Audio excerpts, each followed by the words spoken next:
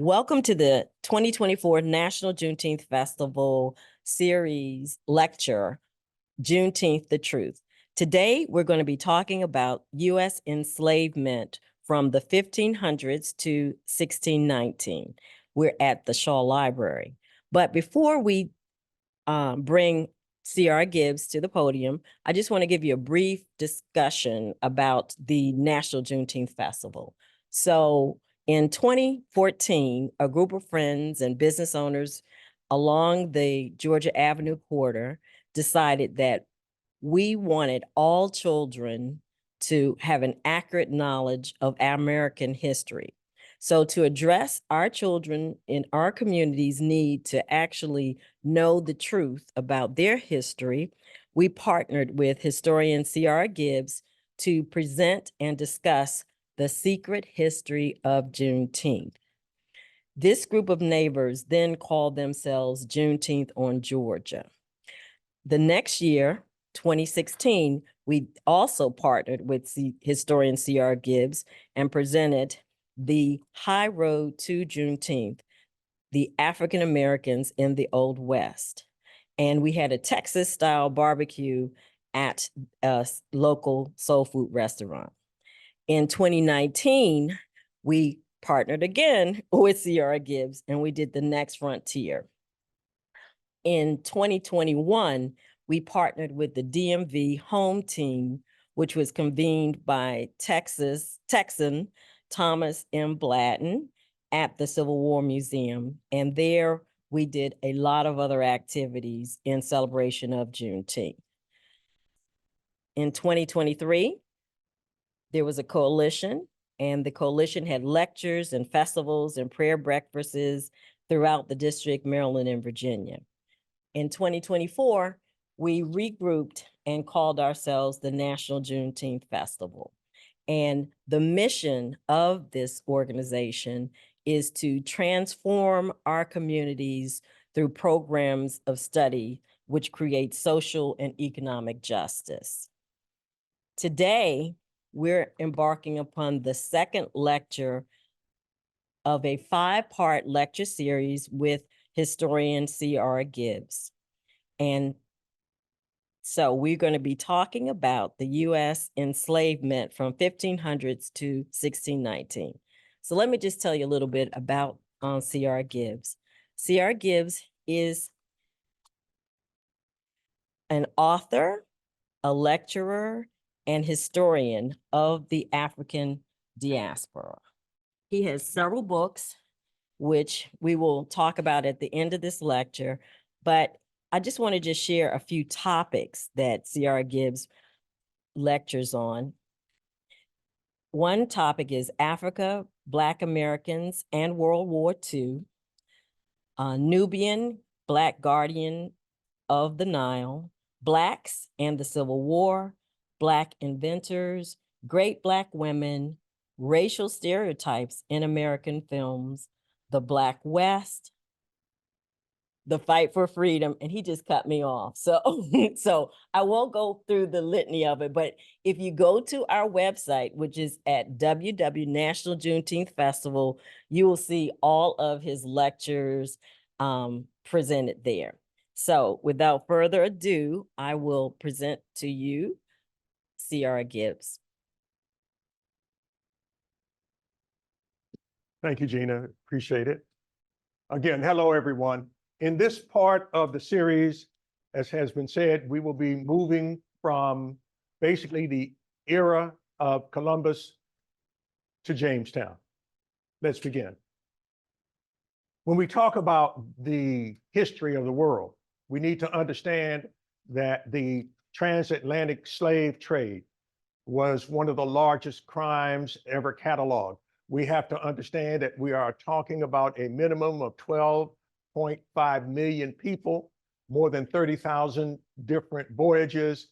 And we still, even today, with the aid of computers, with the understanding that we have access to far more information than previous historians have had, it still amazes and at the same time breaks our hearts that, as a well-known social scientist said, that wolf could play the wolf to other human beings.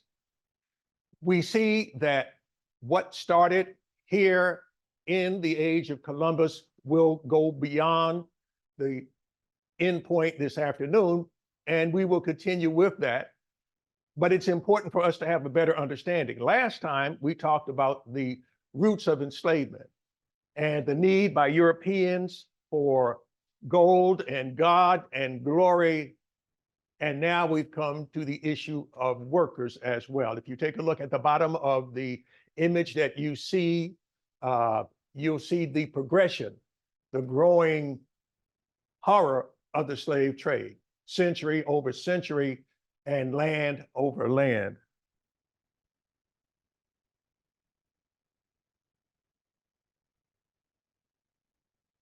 In the first 3¼ centuries of European activity in the Americas, that is between 1492 and 1820, 5 times as many Africans went to the New World as did white. And even in the next 50 years, as late as 1870, probably as many Blacks were taken to Brazil and Cuba as there were white men arriving on the continent. This information is useful in terms of putting the scope of this crime in some kind of historical perspective.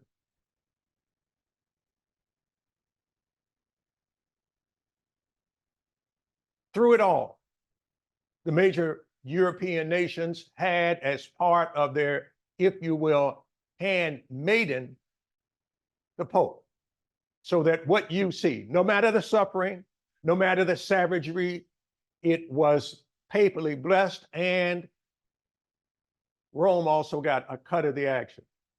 In 1454, through the papal document, Romanus Pontifex, Pope Nicholas V, granted the King of Portugal the exclusive rights to invade, search out, capture, vanquish, and subdue all Saracens and pagans whatsoever and other enemies of Christ wherever placed, to reduce their persons to perpetual slavery and to apply and appropriate to himself and his successors the kingdoms, dukedoms, counties, principalities, dominions, possessions, and goods, and convert them to him and their profit over most of the African continent.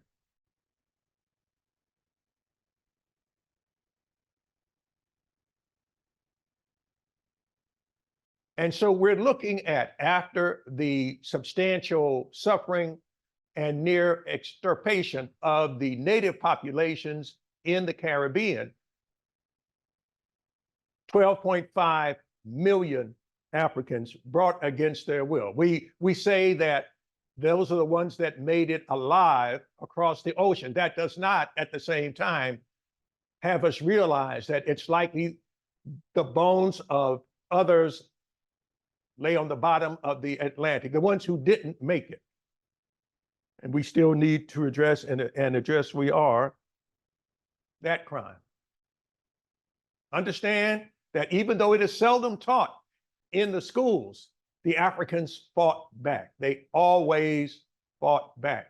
This is simply an illustration out of a journal, out of a French book, because these kinds of images are so rare in US history books. But it was a struggle for tooth and nail.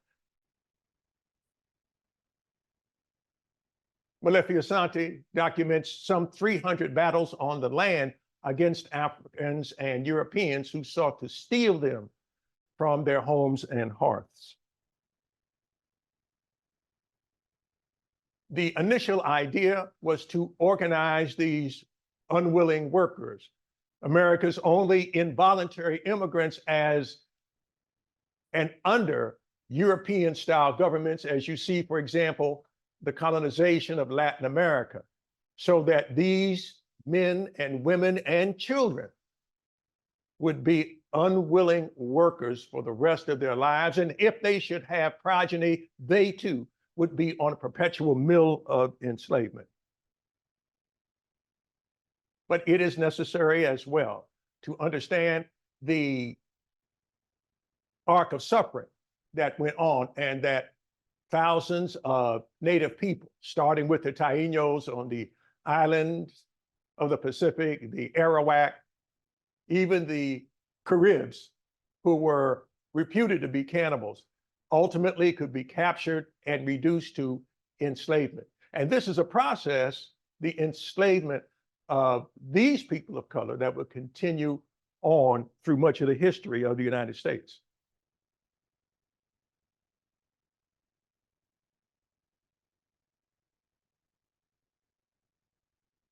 The caption, you can shove that over. The majority of enslaved people, in fact, did not go to the United States. They went to other, what we would call nations today in the Caribbean and in the Western Hemisphere.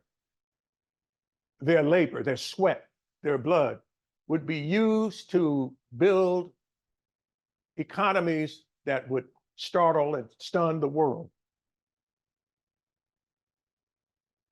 And so from these islands, brought against their will, we see communities growing. We can already begin to understand and spot places like Haiti and know that it was France's richest colony, and that semi-colonial enterprises would be starting in the islands and then move into the mainland. But how to pacify these unwilling Africans? And in the battles in Haiti, this is an example of the depravity by which the Europeans employed savage tactics to frighten, to force Africans to work. This is a wicker statue. This is a wicker statue. It's not an actual person. It is a wicker statue. If you look down at the bottom, you'll see the part of its leg is on a platform. You can open up the middle of the body section of the wicker statue, and you could pack meat inside of it. The wicker stomach portion would be shut, and the dogs that you see on the right-hand side would be loosed upon this individual. This was a way of training the dogs to attack freedom-seeking Africans and to do it in such a way as to cause maximum suffering. They were trained in this manner by having the stomach section of the statue packed with meat, to have that to be the first place assaulted by the dogs. And yet it was the Black folk, the Africans, that were routinely called savages.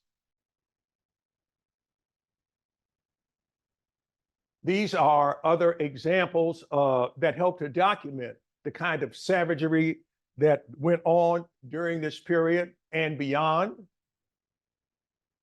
But even in the midst of this uproar, we find that the Africans still believed in the gods of their fathers and mothers. They still practiced traditional African healing, traditional African religions, and this is a display of an African, if you will, shaman or Sangoma that was recently found by anthropologists.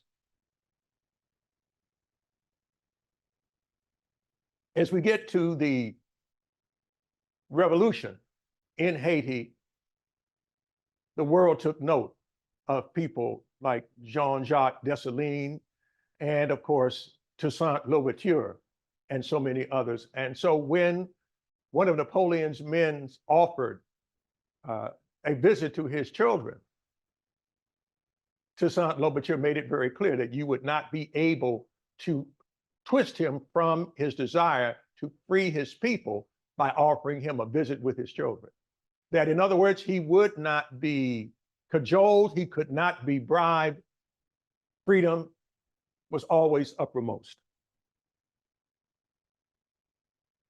And that would result in Haiti's freedom in 1804. And what you're looking at is a rare copy of the opening pages of the, if you will, Declaration of Independence for Haiti. These are the kinds of freedom documents that our children need to know about. In their day, and hopefully in this one, we will see examples continued examples of historians finding more and more about our resistance, the character of our resistance, the leaders of our resistance, despite the fact that oftentimes Europeans said these people did not exist. They said that we were, in fact, happy in our enslavement.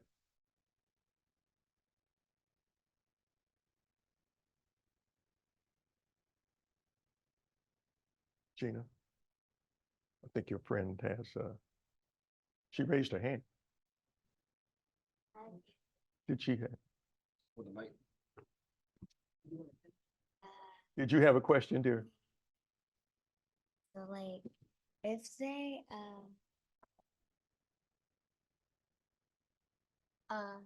so wait, some people were on the middle of the plate. I'm not hearing. Some people what? What's Like, some people were like on the middle of the line. Like there was like a place like on the United States. Like there was and it was showing like at like a place like where like there was only slavery, and like Rosa Parks husband, he was like on that place for some I reason. see. You're talking about the plantation. Yeah. But we haven't gotten to that part yet. Oh. No, we have not. We got it in there, Yeah, but not today. we haven't gotten. Yeah. Thank you for mentioning such inspiring people. Yeah.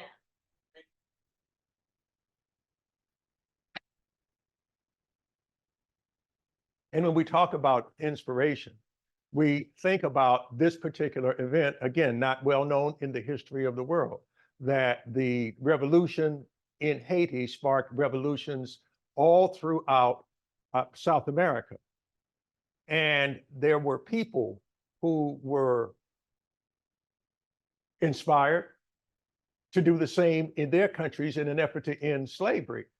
And this is a Haitian stamp that reminds us that there were people in South America fired by the example of Toussaint Louverture, who then looked to Haiti for assistance as they broke the chains of their own African people. And in one case,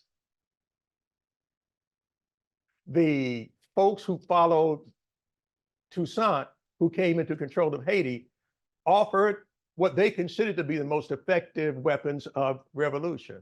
Now, of course, they offered guns and powder and shot, but they also offered a printing press. So they understood the true nature of a successful revolution.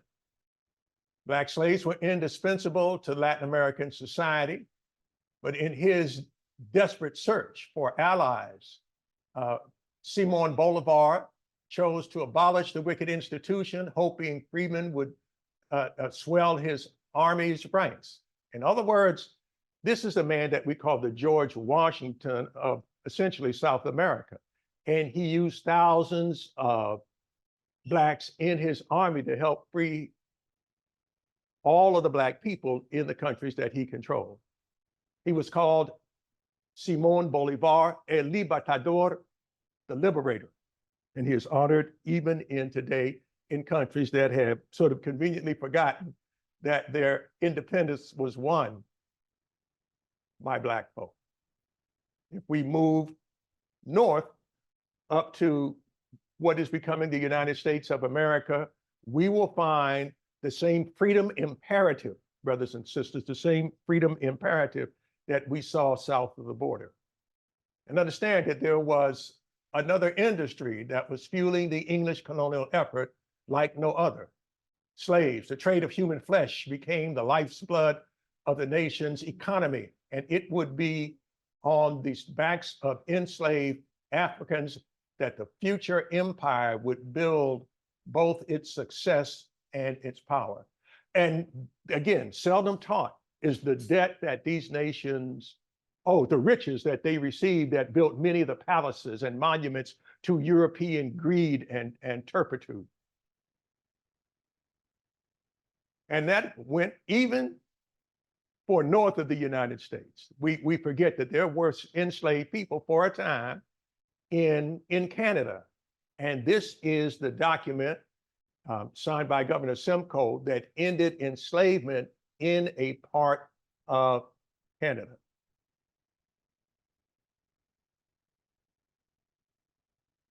The abolition of enslavement in Canada, a big motive force in that was the fact that people witnessed men of Great Britain who were trying to drag a young lady across the Niagara Falls and back to enslavement in Canada. And that simply was not going to happen. We could not let that be. And so as she fought valiantly against her enslavers way north in a country that, as someone recently told me, you mean they had, first of all, this particular individual was surprised that there were Black people in Canada. And secondly, that there had been a difficult time with enslavement in Canada.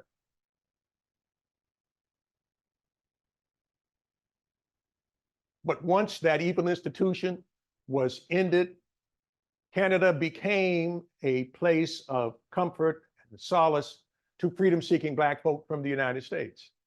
Remarkable escape of a Negro slave. A case occurred yesterday here, might be wrong, brought in a thrilling scene in some future Uncle Tom's Cabin. That was a book that talked about the horrors of slavery, written by Harriet Beecher Stowe.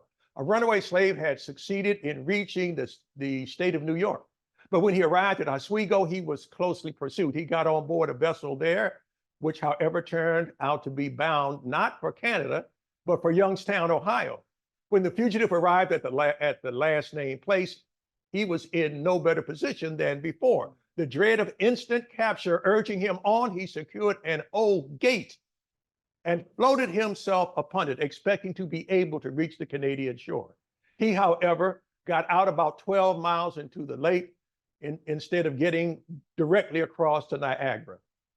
He was found yesterday on the old gate, 12 miles from shore, by the Chief Justice, and by her landed in the city.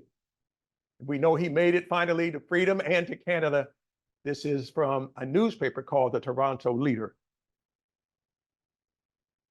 In the islands, the first place the Europeans had set foot in the New World, Black folk never stopped fighting back. From the 1500s, indeed, and beyond, we had women leaders such as Nanny of the Maroons in Jamaica, in the Blue Mountains of Jamaica. And she is honored by them periodically on the money of Jamaica. And children and adults in the United States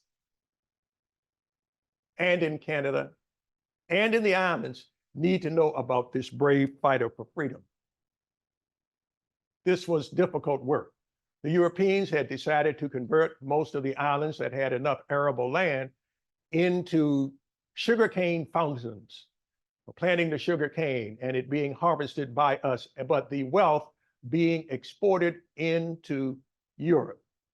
And so this is an example of how the land was prepared, parceled out. But again, it is marked by resistance at every turn. And whether it be in Suriname, on the tip of South America, or elsewhere, we find resistance at every turn. I share with you now a document from the early 1700s that talks about the coming of freedom into England. But the conditions of enslavement were such that brutality was repeated time and time and time again.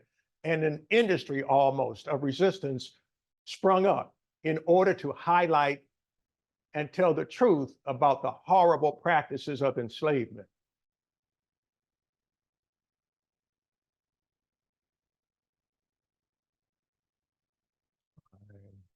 This one.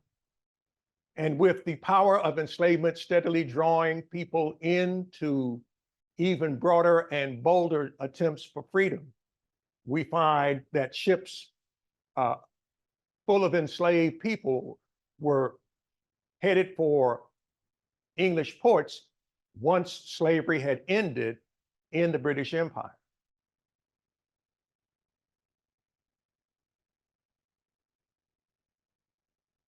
But even with that, in places like Jamaica, which we just discussed, they found ways to extend enslavement.